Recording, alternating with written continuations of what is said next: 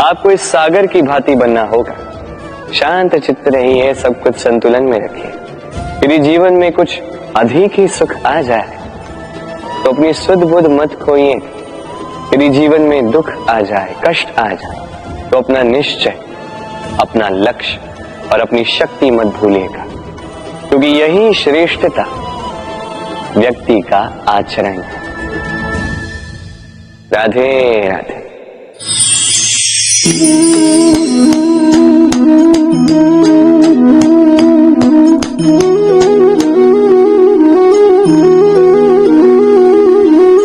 आप सोच रहे होंगे कि मैं कर क्या रहा। मैंने सुना कि चट्टानों में जो है रत्न पाए जाते, वही ढूंढ रहा था। तो देखिए कैसी विचित्र बात है। हर चट्टान में रत्न नहीं पाए जाते, हर गज के मस्तक पर गजमुक्ता नहीं पाया जाता, हर वन में चंदन का वृक्ष नहीं पाया जाता। जीवन में ये जो श्रेष्ठ और महान वस्तुएं, इन्हें पाने के लिए कठिनाइयों का सामना करना ही पड़ता है। अब ऐसे ही श्रेष्ठ होते हैं मित्र। अत्यंत श्रेष्ठ यदि सही मित्र मिले तो आपको जीवन में कई सारे लोग मिलेंगे, बड़ी मीठी मीठी बातें करेंगे, किंतु यदि कोई ऐसा जीवन में आए जो आपके हित के विषय में सोचे, आपके हित के विषय में कार्य करे, तो उसे कहीं मत जाने दीजिए।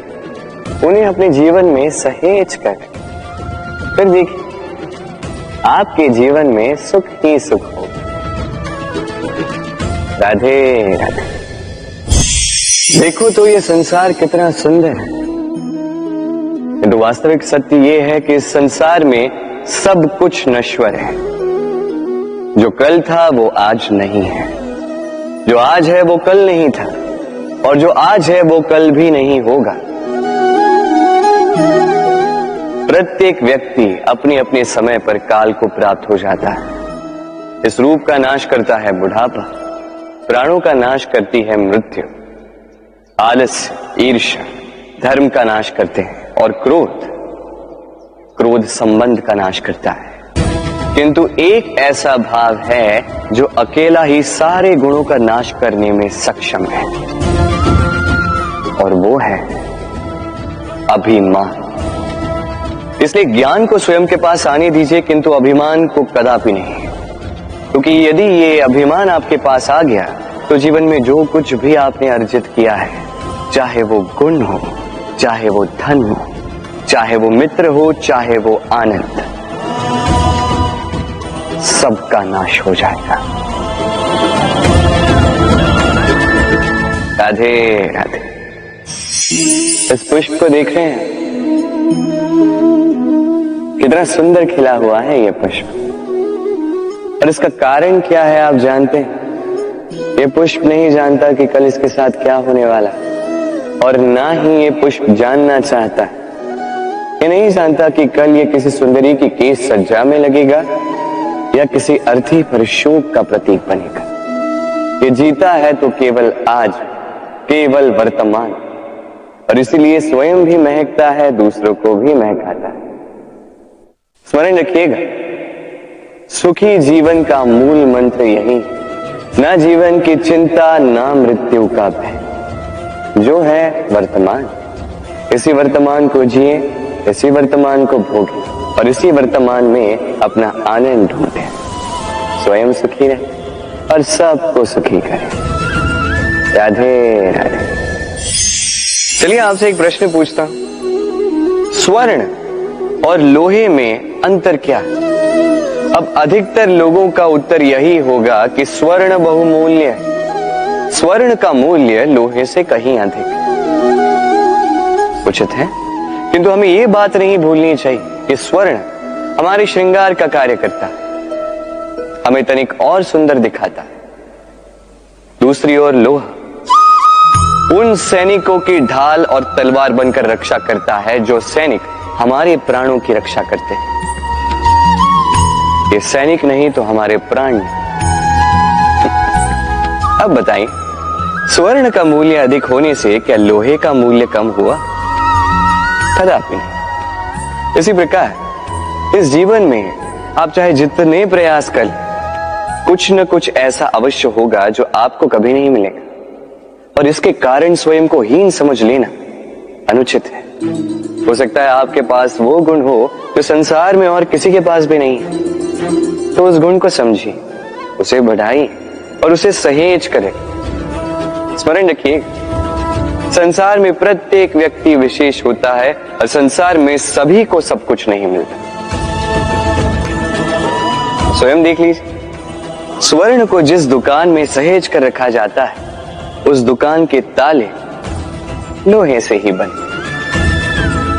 वर्षा के ऋतु में जब भयानक वर्षा होती है, तीव्र गति से वायु चलती है, तब अक्सर आपने देखा होगा ये पक्षियां, इनके घोंसले अक्सर टूट जाते हैं, नष्ट हो जाते हैं। किंतु क्या कभी आपने इन पक्षियों को विलाप करते हुए देखा है?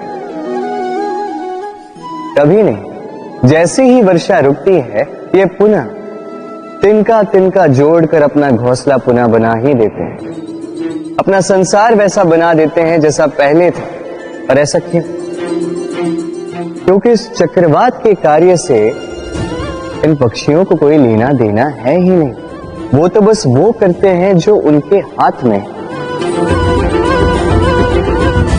और यही है सुखी जीवन का मूल मंत्र। जो आपके वश में नहीं, उस पर विलाप करके कोई लाभ नहीं होगा। अपना ध्यान केवल उस पर केंद्रित कीजिए जो आपके वश में। जो बदल चुका है उसे कदाचित आप बदल नहीं सकते, किंतु जिसे आप बदल सकते हैं उस पर ध्यान केंद्रित कीजिए। इस जीवन में तनिक सकारात्मक बन जाइए, देखिए सब शुभ होगा। राधे राधे। मनुष्य सदैव विश्वास करता है ऊपर उठने में, ऊंचा और ऊंचा उठने में, किंतु वास्तविकता तो यह है कि जब तक शिखर को स्पर्श नहीं करोगे, ऊपर उठने में आनंद नहीं आएगा। अब देखिए ये वर्षा जब आकाश से गिरती है, धरती भी इसका स्वागत करती है, क्योंकि वर्षा गिरती है धरती की प्यास बुझाने के लिए। वर्षा आती है तो वन उपवन झूम उठते हैं, मोर पपी है नाचते हैं, गाते हैं। इसलिए नहीं कि वर्षा गिरी, इसलिए कि वर्षा उस भाव से गिरी। अब उसी स्थान पे यदि आकाश से कड़कती हुई बिजली धरती पर गिरे तो प्रकृति भयभीत हो जाती है। अर्थात ये भाव अत्यंत महत्वपूर्ण है। सर्वप्रथम इस भाव को देखिएगा, और यदि इस भाव में सृजन है तो समझ लीजिए सब कुछ शुभ ही होगा। राधे राधे। जब भी हम किसी वृक्ष को देखते हैं, सर्वप्रथम हमारी दृष्टि पड़ती है उसके पुष्पों पर, हरे भरे पत्तों पर, रसीले फलों पर, किंतु वो कठोर, वो निस्वार्थ जड़, उससे तो हम कभी आकर्षित होते ही नहीं। अब क्या इसका अर्थ ये है कि जिसने बलिदान दिया, जो उस वृक्ष की नींव है, जिसने उस वृक्ष को बढ़ाया, उसका कोई मोल ही नहीं। स्मरण रखिएगा, जब भी हम किसी वृक्ष को जल देते हैं, उसके पत्तों, पुष्पों या फलों को नहीं, उसकी जड़ को देते हैं। जब भी हम किसी वृक्ष की पूजा करते हैं, यही पुष्प, यही तिलक हम उसकी जड़ को अर्पित करते हैं। अर्थात कहीं न कहीं अनजाने में ये प्रकृति आपको वो मान दे ही देती है जिसके आप पात्र हैं। और इसीलिए तो मैं कहता हूं, तो कर्म किए जा तू फल की चिंता ना कर, तुझे वो मान अवश्य मिलेगा जिसका तू पात्र है, बस विश्वास कर। राधे राधे। सागर कितना विशाल होता है ये सागर, क्या नहीं कर सकता ये सागर। क्षण भर में त्राही त्राही मचा सकता है। प्रलय ला सकता है, संसार मिटा सकता है। ये सागर जीवन ज्योति बुझा सकता है। यदि कुछ नहीं बुझा सकता तो एक प्यासे की प्यास।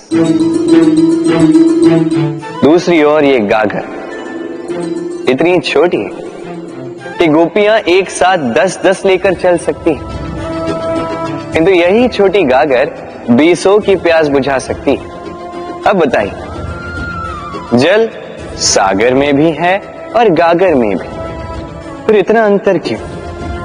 यहां पे अंतर है तो भाव के स्वभाव में।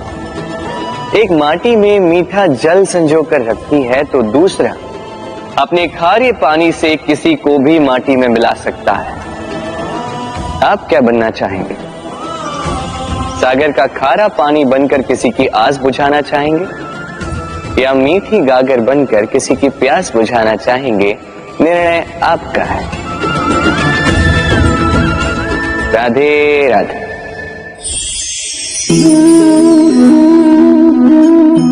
बालपन में एक बात थी जो मुझे कभी समझ नहीं आई। मैं सदैव आश्चर्यचकित रहता था कि ऐसा कैसे हो सकता है। बात कुछ यूं थी, मैं हमारी गौशाला में देखता था अलग अलग रंग रूप की गैया, किसी का रंग काला तो किसी का श्वेत, किसी का भूरा तो किसी का चितकबरी।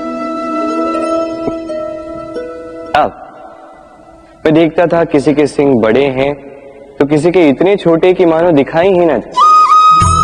कोई गैया आकार में छोटी थी तो कोई तनिक बड़ी, किंतु जब ये सारी गैयाएं दूध देती थी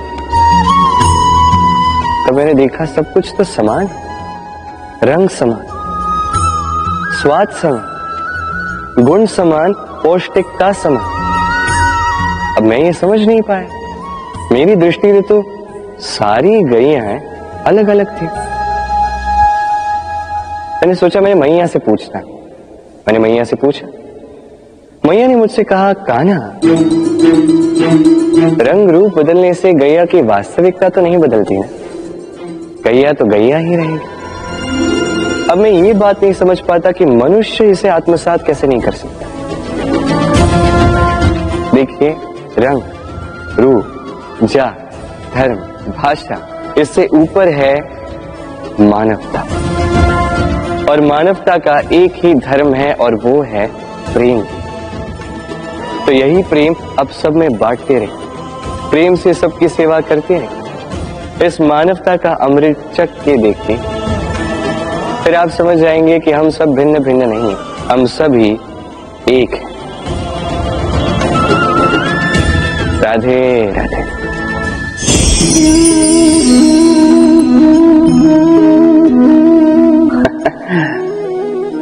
मेरे मन में अभी अभी एक विचार आया। क्या आप भी ऐसा सोचते हैं कि ऐसा क्यों होता है? ईश्वर ने हमें 2 आंखें दी, 2 कान दिए, 2 हाथ दिए, किंतु मुख केवल एक ही दिए, जीभ केवल एक ही दी। ऐसा क्यों? क्या कारण हो सकता है इसके पीछे?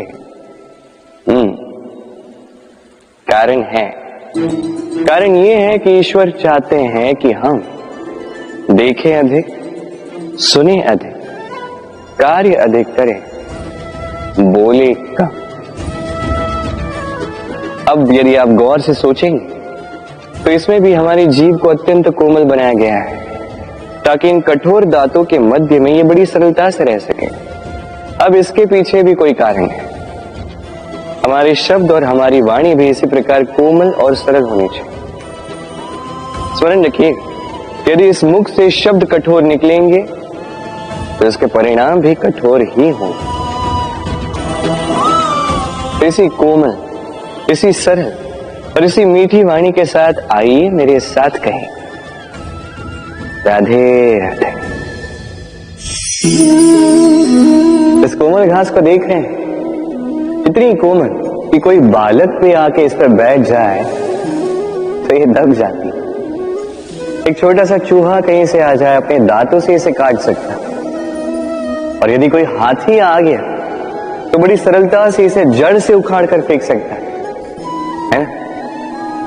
अब देखिए,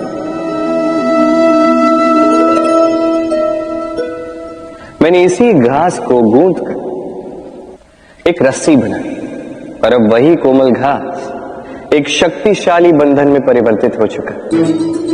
ऐसा बंधन जो किसी हाथी को बांधने में काम आ सकता। वही हाथी जो बड़ी सरलता से इस घास को उखाड़ कर फेंक सकता था।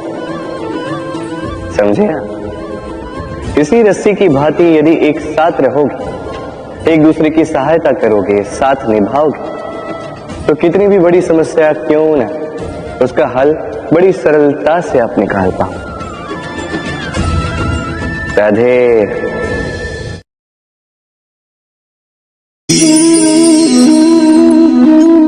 कैसे हैं आप? पूछने का कारण ये कि आज के समय में आसपास किसी भी देख लो, दुखी, व्याकुल, सोचता है कि संसार में सबसे अधिक दुख उसी के जीवन में, सबसे अधिक समस्याएं उसी के जीवन में। संसार में ऐसा कोई व्यक्ति नहीं जिसके जीवन में समस्या नहीं, और संसार में ऐसी कोई समस्या नहीं जिसका हल मनुष्य के पास नहीं। किंतु उस हल को खोजने के लिए अपनी भुजाओं को खोलकर जीवन में आगे बढ़ना होता है, साहस से आगे बढ़ना होता है। किंतु कुछ लोग क्या करते हैं?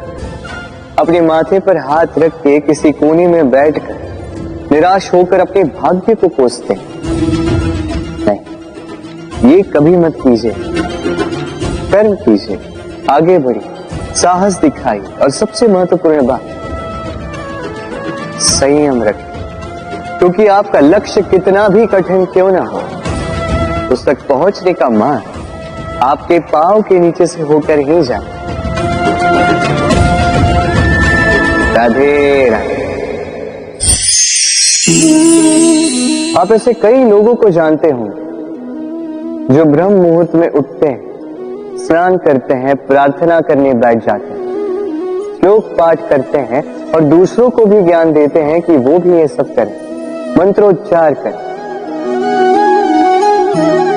मंत्रोच्चार, निस्संदेह इसमें बहुत शक्ति होती है, किंतु ये शक्ति आपको तभी मिलेगी जब आप उस मंत्र में छिपी सीख आत्मसात करेंगे, अपने जीवन में उतारें, उस सीख को आप कर्मों में परिवर्तित करें, प्रेम से इस सद्ज्ञान को अपने जीवन में लाइए, इसका प्रयोग कीजिए, तब मिलेगी आप इस मंत्र की शक्ति।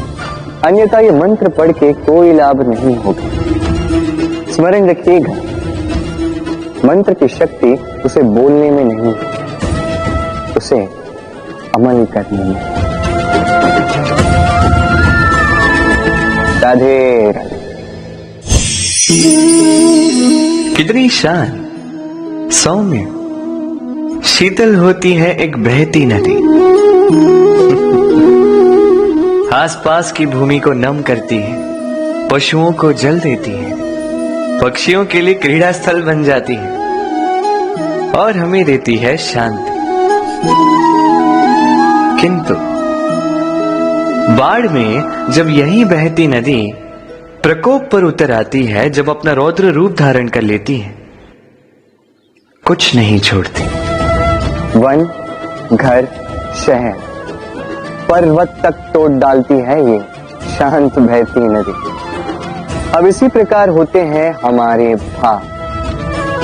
जब तक शांत है, जब तक नियंत्रण में, तब तक सदा आपको सुख देंगे, किंतु यदि ये अनियंत्रित होकर बाहर निकले, सर्वस्व का अंत कर देते हैं। इसलिए भावनाओं के नियंत्रण में नहीं, भावनाओं को नियंत्रण में करना सीखें। आप जीवन में बहुत सफलता पाएंगे। राधे राधे। चलिए आपसे एक प्रश्न करता हूं, सबसे स्वादिष्ट फल कौन सा है? अब कोई कहेगा आम, तो कोई कहेगा सीताफल, कोई कहेगा अमरूद, और क्यों नहीं? अब प्रत्येक व्यक्ति की अपनी अपनी रुचि है, अपना अपना स्वाद है। कोई ये भी कह सकता है कि भाग्य से जो भी फल मिले वही सबसे अच्छा। अब रुचि चाहे जो भी हो, जैसी भी हो, सबसे मीठा फल वही जो परिश्रम के पश्चात प्राप्त हो। अब देखिए, तिनका तिनका जोड़कर, पाई पाई जमाकर अपनी स्वयं की एक कुटिया बनाना, उसमें रहना, वाह, इसका आनंद ही कुछ और है। और इसके समक्ष बड़े बड़े महलों का सुख फीका पड़ जाता है। ऐसा क्यों होता है? इसका उत्तर बड़ा ही सीधा साधा है। जब आप परिश्रम करते हैं, मानसिक परिश्रम करते हैं, शारीरिक परिश्रम करते हैं, अपना सारा समय उसमें निवेश करते हैं, निरंतर प्रयास करते हैं, उसके पश्चात आपको यह फल मिलता है, तो इस फल का मूल्य तो आप जानते ही हैं।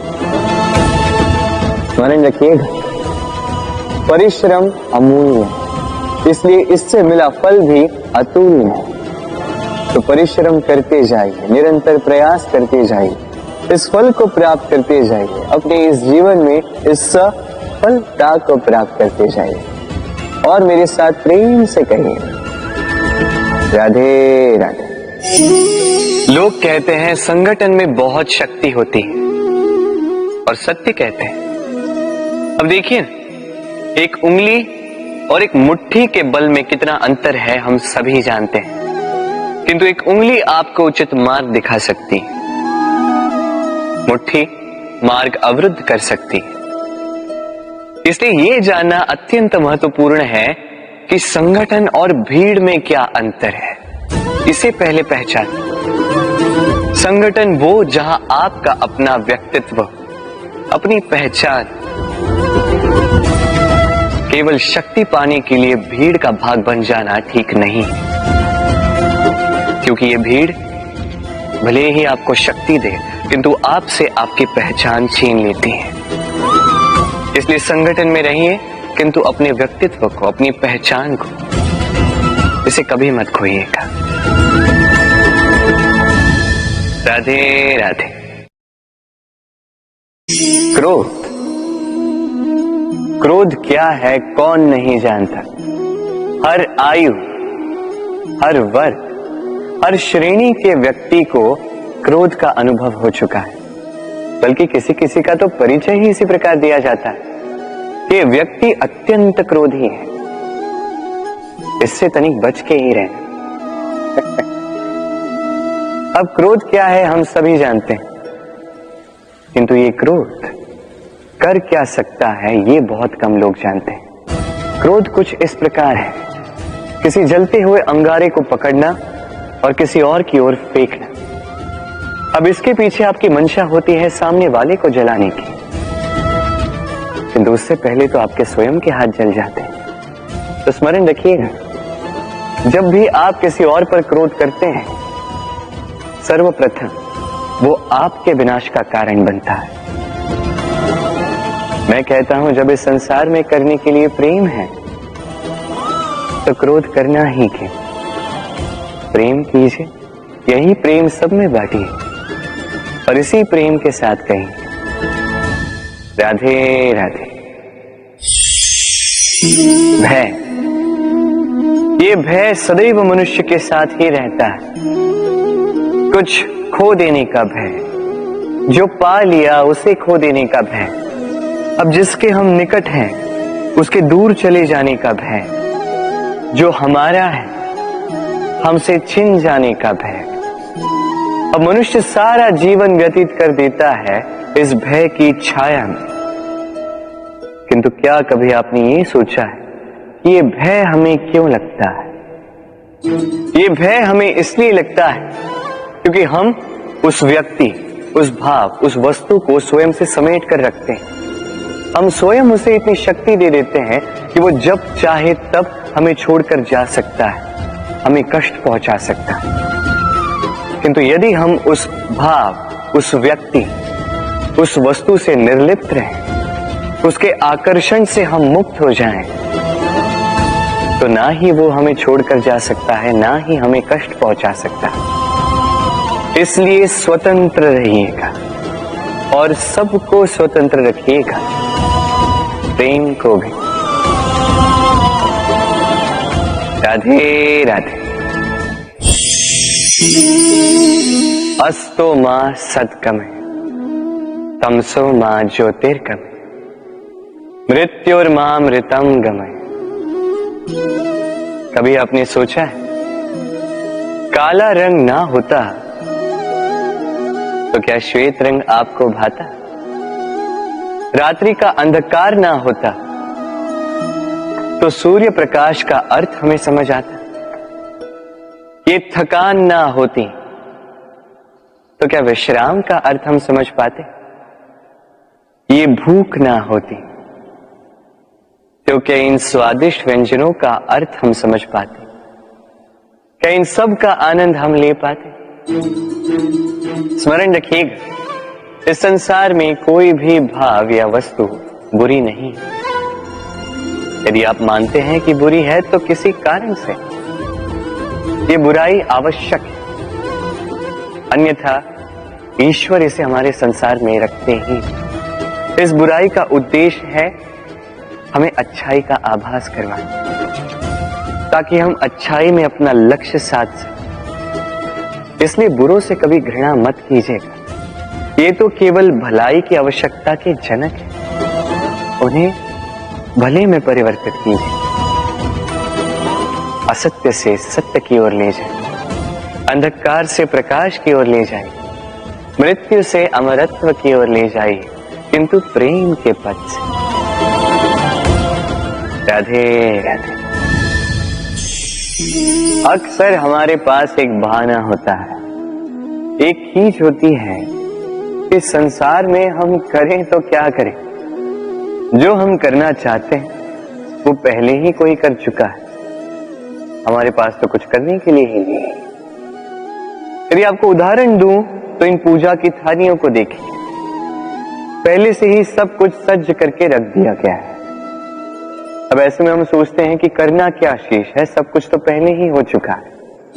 अब यहाँ पे समस्या कर्तव्य में नहीं है, यहाँ समस्या हमारी सोच में। हम ये सोचने में समय व्यतीत करते हैं कि क्या हो चुका है। हमें ये सोचना चाहिए कि क्या करना अब भी शेष है जिसमें हम अपना योगदान दे सकते हैं।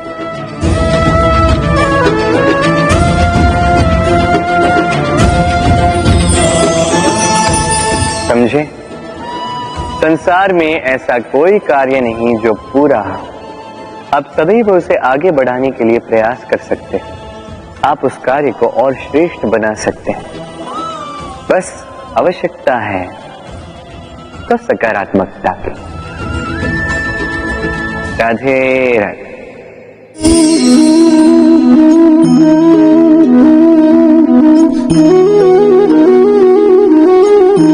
चलिए आज आपसे एक प्रश्न पूछता हूं। मनुष्य अंधकार से भयभीत रहता है, ऐसा क्यों? इसका उत्तर है कि इस अंधकार में मनुष्य कुछ देख नहीं पाता, न आगे देख पाता है न पीछे, आसपास क्या है समझ नहीं पाता, न अपनी राह देख पाता है न अपना लक्ष्य। इसके कारण अपना विश्वास खो देता है और इसी कारण से भयभीत हो जाता है। चलिए अब आपसे एक और प्रश्न करता, क्या इस संसार में इतना अंधकार है कि इस दिए का अस्तित्व ही मिटा दे? नहीं, उल्टा ये दिया अंधकार को चुनौती देता है, स्वयं जलकर संसार को प्रकाश देता है। ये छोटा सा दिया, अब जब ये छोटा सा दिया अंधकार से भयभीत नहीं होता तो भला आप क्यों असफलता से भयभीत होते हैं? आपके भीतर एक अमर आत्मा है, बस आवश्यकता है तो उस आत्मा को जगाने की। अपने भीतर की इस ऊर्जा को जगाकर तो देखिए, सब कुछ दिखेगा। राधे राधे। विवाह प्रेम का लक्ष्य है, ये भ्रम है था। और इसीलिए मनुष्य सदैव ये भूल कर बैठता है, सोचता है कि विवाह ही प्रेम का लक्ष्य है। मनुष्य प्रेम को पाना ही प्रेम समझ लेता है। अब देखिए ना, इस संसार में कुछ ऐसे भी भाग्यशाली लोग हैं जिनका विवाह उनके प्रेम के साथ होता है। कुछ का प्रेम ऐसा भी जिन्हें विवश होकर ना चाहते हुए भी किसी और के गले में वरमाला डालनी पड़ती है। किंतु ये दोनों भूल कर बैठते हैं था। विवाह के पश्चात वो सोचते हैं कि हमें तो सब कुछ मिल गया, हमने तो प्रेम प्राप्त कर लिया, हमारा लक्ष्य पूर्ण हुआ। किंतु उसके पश्चात ये जो प्रेम है था कहीं ना कहीं खो जाता। और जिन्हें प्रेम ना मिला वो प्रेम ना मिल पाने की पीड़ा में प्रेम ही भूल जाते हैं। समर्पण, 100% निस्वार्थ समर्पण, वो समर्पण जो किसी मां के मन में अपने संतान के लिए होता है।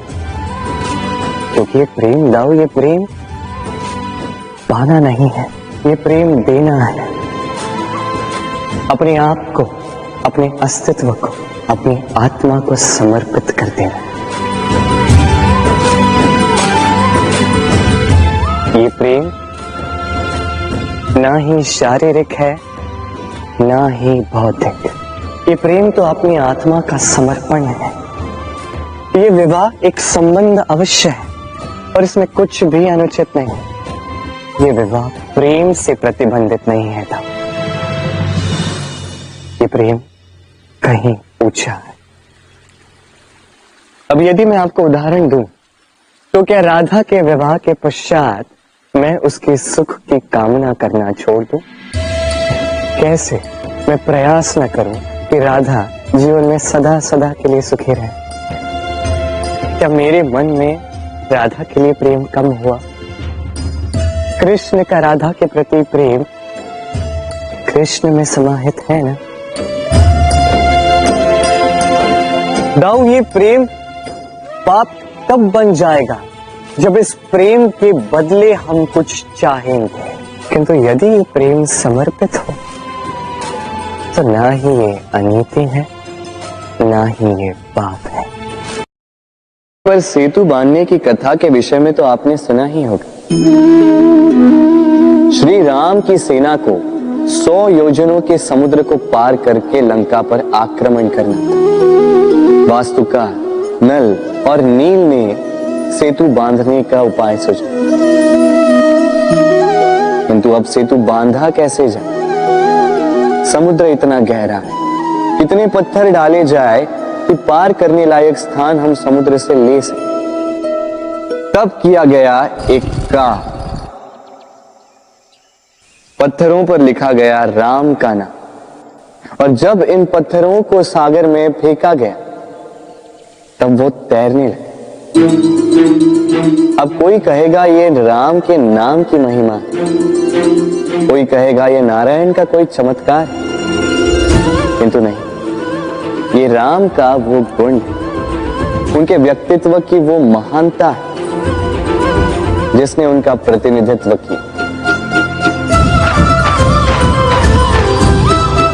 कि पत्थर भी इस सागर में तैरने लगे।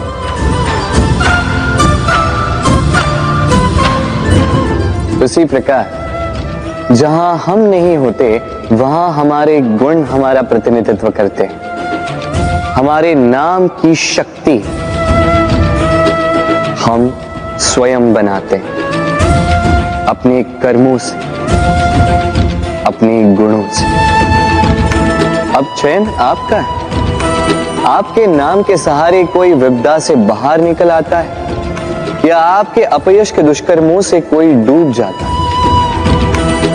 अच्छे से चयन कीजिए। राधे राधे। कभी किसी पंछी को देखा है? जब उसे अंडे देने होते हैं तो वो सर्वप्रथम एक स्थान खोजता है, एक स्थान जो वर्षा, धूप, शत्रुओं से सुरक्षित हो। फिर वो अपना घोंसला बनाता, फिर अंडे देता, और फिर जब उन अंडों से नन्ही संतानें निकल आती तो उन्हें भोजन देता, उनकी सुरक्षा करता। परंतु जब उनके पंख निकल आए तो ना उन्हें भोजन देती है, ना ही उन्हें घोंसला बनाना सिखाती। उड़ने की कला सिखाती है बस। फिर वो नन्ही संतानें उड़ने की कला सीखकर स्वयं अपना भोजन लाना सीख जाती, स्वयं घोंसला बनाना सीख जाती। और हम मनुष्य क्या करते हैं? संतान के बड़े होने के पश्चात भी उनकी चिंता में सूखते हैं, प्रयास करते हैं कि उनके लिए घर बना सके, और अपनी संतान को और भी शक्तिशाली बनाने के स्थान पर पंगु कर जाते हैं। जीवन में वही कीजिए जो एक पंछी करता है। अपनी संतान को उड़ने की कला सिखाई, संस्कार दीजिए, और एक समय के पश्चात उसे स्वयं अपना आकाश चुनने को मुक्त कर दीजिए। राधे राधे।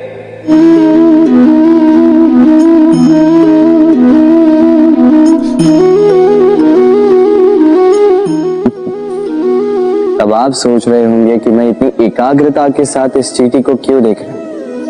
आपको बता दूं कि आज इस चींटी को देखकर मैं मंत्रमुग्ध हो चुका हूं। इसके रूप, इसके आकार को देखकर नहीं, इसके प्रयासों को देखकर।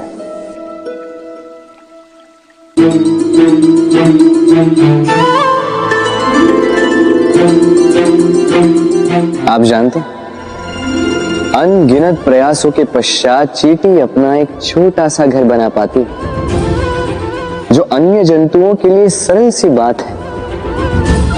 वो चींटी के लिए उसके जीवन की सबसे बड़ी घटना, सबसे बड़ी सफलता है। भविष्य में चींटी रहे न रहे, इनके बनाए हुए घर वर्षों पश्चात तक टिके रहते हैं। जीवन में सफलता के साथ भी ऐसा ही होता है।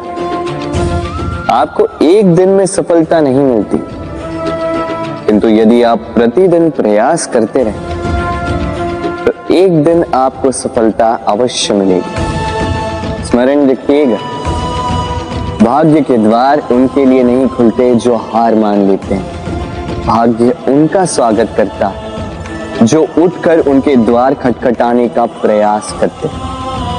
तो प्रयास करते रहे, सफलता एक न एक दिन आपके पास आएगी। राधे राधे। क्या प्रेम में विवाह करना अनिवार्य है? तुम्हें क्या लगता है? बात बुराई की नहीं है राधा, बात है बंधन और जुड़ाव की। राधा, विवाह एक ऐसा पवित्र बंधन है जो दो लोगों को एक जीवन के लिए बांध के रखता है। किंतु प्रेम एक ऐसी भावना है राधा, जो दो प्रेमियों को अनंत काल तक जोड़कर रखती है। विवाह में कोई बुराई नहीं है राधा, किंतु क्या इसे प्रेम के अनंत बंधन का अंग बनाना उचित होगा? जो प्रेम अलौकिक है राधा, उसे सांसारिक बंधन में क्यों बांधना? हमें देखो, इस क्षण को देखो, अभी भी हम साथ में ही है ना।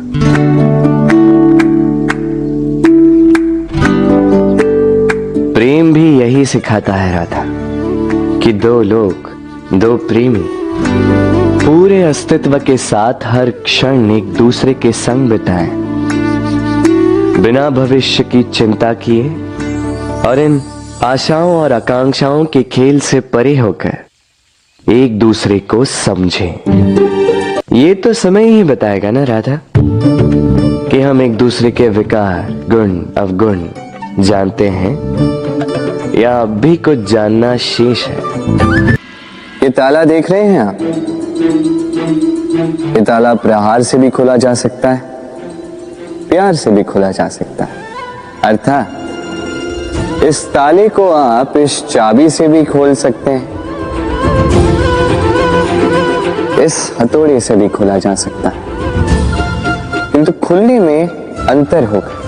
यदि आप इस ताले को प्रहार से खोलोगे तो ये पुनः काम नहीं आएगा, किंतु यदि आप इसे चाबी से खोलोगे तो ये सदा काम आएगा। हमारे जीवन में संबंध भी कुछ इसी प्रकार होते हैं। हमारे जीवन के आनंद रूपी धन की रक्षा करते हैं, किंतु प्रेम से। यदि क्रोध से किया जाए तो फिर वो किसी काम के नहीं रहते। इसलिए उन्हें सदा प्रेम की चाबी से खोलिएगा।